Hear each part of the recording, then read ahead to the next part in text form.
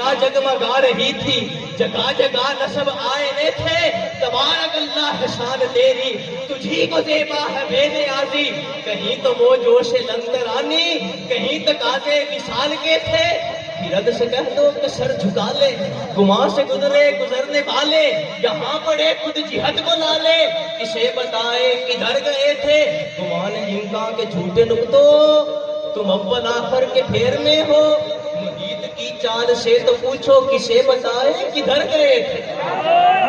اعلیٰ حضرت ایک اور کلام میں پتہ کیا فرماتے ہیں؟ فرماتے ہیں عرش کی عقل دنگ ہے، چرخ میں آسمان ہے، آسمان کو بھی نہ کمل کے ریاں پڑی ہوئی ہیں، عرش کی عقل دنگ ہے، چرخ میں آسمان ہے، وہ جانے مراد اب کدھر آئے تیرا مکان ہے، وہ جو نہ تھے تو کچھ نہ تھا، وہ جو نہ ہو تو کچھ نہ ہو، جان ہے وہ جہان کی، ارے جان ہے تو جہان ہے۔ اب ذرا شعر سنے، اعلیٰ حضرت فرماتے کیا ہے؟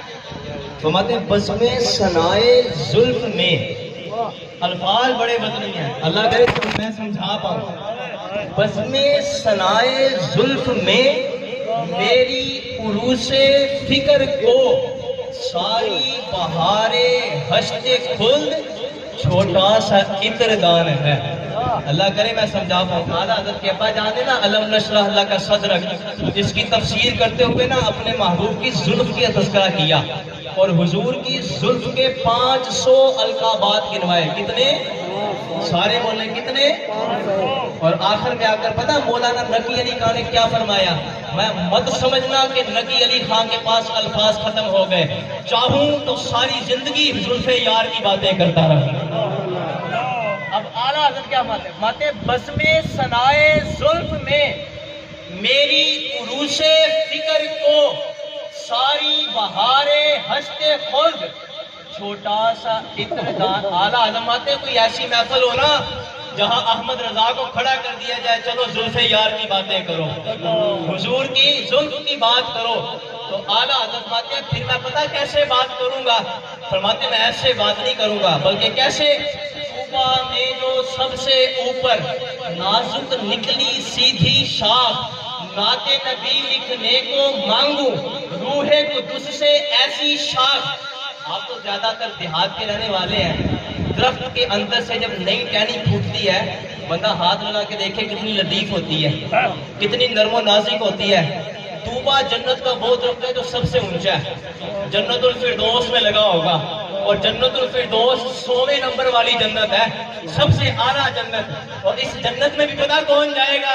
اللہ فرماتا ہے ان الذین آمنوا وعملوا الصالحات لہم جنات الفردوس نزلا، بے شک وہ لوگ جنہوں نے چنگے کام کیے، نیک اعمال کیے، اللہ فرماتا ہے ان کے لیے میں نے جنت الفردوس کو سجا رکھا ہے۔ اعلیٰ ماتے طوبیٰ میں جو سب سے اوپر نازک نکلی سیدھی شاخ، نعت نبی لکھنے کو مانگوں، روح قدس سے ایسی شاخ۔ اعلیٰ ماتے میں جبریل کو کہوں گا جبریل میں نے اپنے محبوب کی زلف کا تذکرہ کرنا ہے، جا جنت میں جا اور طوبیٰ درخت کی نا سب سے اوپر والی ٹہنی لے کے آ۔ صحیح کہ نہیں؟ اعلیٰ حضرت کو پڑھے، بلکہ مہینہ بھی اعلیٰ حضرت کا ہے، داتا صاحب کا مہینہ ہے، اعلیٰ حضرت کا مہینہ ہے، اور پھر اعلیٰ حضرت کیا فرماتے ہیں؟ فرماتے پھر جب میں وہ شاخ مانگ لوں نا پھر جنت کے سارے درختوں کی بناؤں قلم، اور جنت کی ساری نہروں کو بناؤں سیاہی، پھر کیا کروں؟ پھر میں لکھوں حضور کی شان۔ فرماتے سارا کچھ معدوم ختم ہو سکتا ہے لیکن حضور کی زلف کی شان کا حق ادا نہیں ہو سکتا۔ بزم ثنائے زلف میں میری عروس فکر کو ساری بہار ہشت خلد چھوٹا، میں نے تو نہیں کہہ رہا، اعلیٰ حضرت کہتے ہیں چھوٹا سا عطردان ہے۔ اگلا شعر سنیں معراج کے حوالے سے، اعلیٰ حضرت شان خدا، وہ اللہ کو بندو دیکھو شان خدا نہ ساتھ دے آقا تیرے خرام کا وہ باز، سدرا سے تا زمین جسے ہلکی سی ایک اڑان ہے۔ جبریل امین کا گھر کہاں پہ ہے؟ سدرا پہ، کہاں پہ ہے؟ اور سدرا 7 آسمانوں سے اوپر ہے، اور جب اللہ حکم فرماتا ہے جبریل جا زمین پہ جا، تو جبریل امین کتنی دیر میں آتے ہیں؟ پلک جھپکنے سے پہلے آتے ہیں یا نہیں؟ مجھے بتاؤ کوئی بندہ جبریل امین کی پرواز کی رفتار کا اندازہ کر سکتا ہے؟ کوئی کر سکتا ہے جناب؟ نہیں کر سکتا۔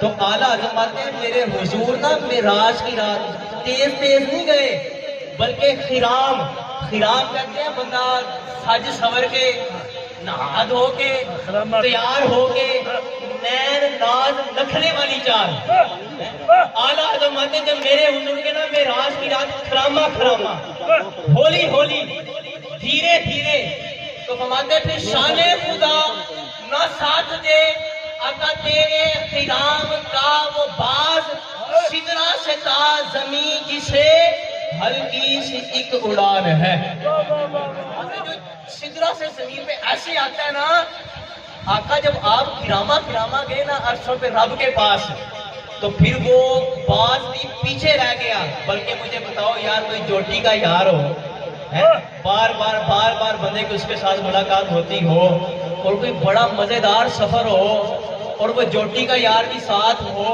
لیکن جب پتہ لگے کہ وہاں جا کر میرے سفر کا اختتام ہو گیا اور میرا یار آگے جا رہا ہے، تو پھر دل میں حسرت آتی ہوگی یا نہیں؟ اب ذرا منظر کشی دیکھو اعلیٰ حضرت کیا فرماتے ہیں۔ فرماتے جب معراج کی رات میرے آقا سدرۃ المنتہا پہ پہنچے، جبریل سے فرمایا جبریل آؤ میرے ساتھ آگے چلتے ہیں۔ جبریل کہتے ہیں یا رسول اللہ اس سے آگے میں تو نہیں جا سکتا۔ پھر اعلیٰ حضرت نے منظر کشی کیسی کی میری طرف دیکھیے گا۔ اعلیٰ حضرت تھکے تھے روح الامی کے بازو، چھوٹا وہ دامن کہاں وہ پہلو، رکاب چھوٹی امید ٹوٹی، پھر کیا تھا نگاہ حسرت کے ولولے تھے۔ جبریل امین بھی دیکھتے ہوں گے یار وہ حضور جا رہے ہیں، غبار بن کر نثار جائیں، یہ تمنا اعلیٰ حضرت ہی کر سکتے ہیں، غبار بن کر نثار جائیں، کہاں اب اس رہ گزر کو پائیں، ہمارے دل حوریوں کی آنکھیں فرشتوں کے پر جہاں بچھے تھے۔ اور وہ کلام ہے نا عرض کا زمین و زمان تمہارے لیے، سنا آپ سب نے؟ عطائے رب جلائے کرب فیوز عجب بغیر طلب، یہ رحمت رب ہے کس کے سبب، برب جہاں کلیم و نجی مسیح و صفی خلیل و ردی رسول و نبی عتیق و وسیع غنی و علی ثنا کی زبان، شباب و چلے کہ باغ پھلے، یہ دن ہو پھلے کہ پھول کھلے، باغ کے تلے ثنا میں کھلے رضا کی زبان۔ اس میں نا اعلیٰ حضرت نے دو اشعار لکھے۔ اعلیٰ حضرت یہ طور کجا سپہرے تو کیا کہ عرش اولا بھی دور رہا، یہ طور کجا سپہرے تو کیا کہ عرش اولا بھی دور رہا۔ اب مجھے ذرا بتائیے گا جس بندے نے میاں صاحب صادق آباد سے ملتان آنا ہو، بندہ بیچارہ پہلی بار آئے، اسے نہ پتا ہو کہ ملتان کہاں پہ ہے، اگرچہ آج کل سب کو پتا ہے لیکن نہ پتا ہو کہ ملتان کہاں پہ ہے، وہ بندہ آ جائے لاہور اور بندہ اسے فون کر کتنے پہنچے ہیں، میں تو یار لاہور پہنچ گیا، اور تو ملتان نہیں اترنا سی یار، ملتان تو بہت پیچھے رہ گیا، ایسے ہی کہے گا یار ملتان آیا تو سی رستے سے لیکن وہ دور ہے۔ اب سنیں اعلیٰ حضرت کیا کرتے ہیں، یہ طور کجا، حضرت موسیٰ طور پہ جاتے تھے نا، یہ طور کجا سپہرے تو کیا کہ عرش اولا بھی دور رہا، جہت سے ورا وصال ملا، آقا یہ رفعت شان اگلا شعر اس سے بھی مزیدار ہے۔ آپ میں سے کوئی ایسا ہے جو حضور میاں صاحب کا مرید ہو ہے، کوئی ہاتھ تو کھڑا کرے، اسے جلدی سمجھ آئے گی سرکار۔ سنو حضرت آپ کو پتا ہو کہ میاں صاحب نے آپ کے گھر آنا ہے، اسی مہینے آنا ہے، لیکن تاریخ کا نہ پتا ہو، رات کو 2 بجے فون آئے بے لیا سویرے فجر دی نماز تہاڈی مسیتے، مجھے بتائیں پھر وہ بندہ رات کو 2 بجے سے لے کر فجر تک کیا سویا رہے گا؟ کیا کرے گا؟ اٹھے گا، بیٹھک سوارے گا، نئی چادر بچھائے گا، خود نہائے گا، دھوئے گا، سارے گھر کو جگائے گا، مسجدیں جا کے صفائی کرائے گا، امام صاحب کو بتائے گا قاری صاحب حضور میاں صاحب آ رہے ہیں، آئے نماز میاں صاحب پڑھائیں گے، قاری صاحب ماشاءاللہ بڑی خوش، ایسا ہوگا یا نہیں ہوگا؟ محبت تو یہی کہتی ہے۔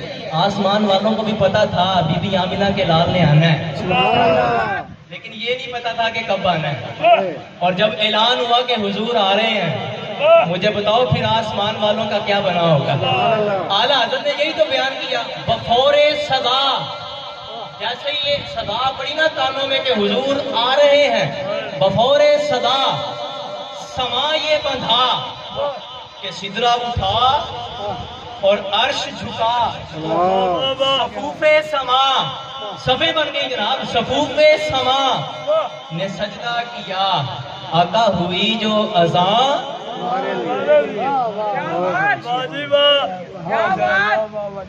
ہوئی جو اذان۔ اچھا ایک بات عرض کروں، جب حضور کے معراج کی رات عرشوں پہ جاتے ہوئے چھٹے آسمان پہ ملاقات ہوئی حضرت ابراہیم کے ساتھ، چھٹے آسمان پہ ملاقات ہوئی حضرت موسیٰ کے ساتھ، اور ساتویں آسمان پہ ملاقات ہوئی حضرت ابراہیم کے ساتھ۔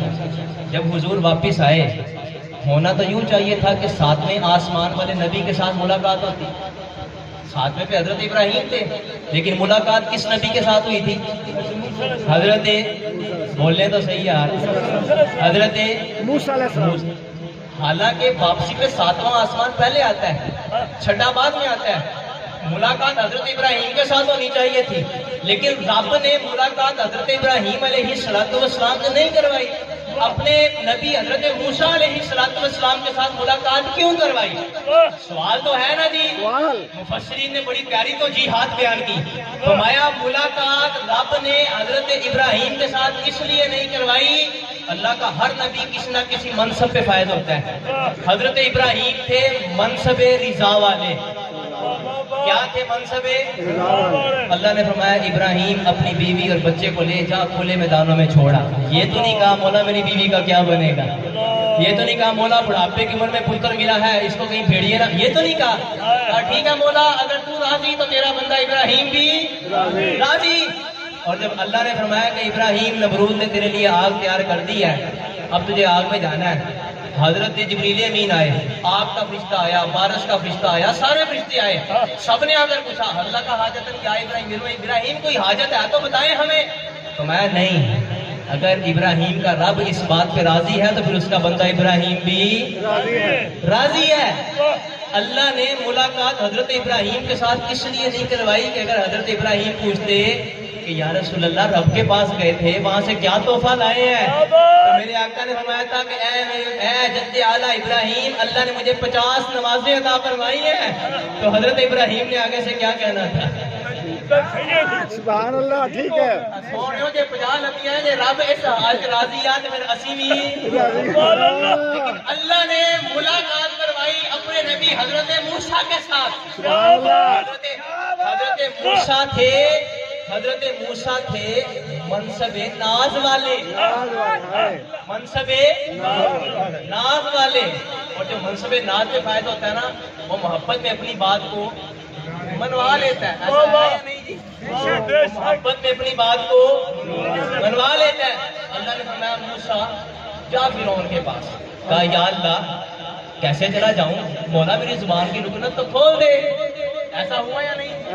رب اشرح لی صدری ویسر لی امری واحلل عقدۃ من لسانی یفقہوا قولی، یا اللہ میری زبان کی رکنت تو کھول دے تاکہ میری بات کو تو وہ سمجھے۔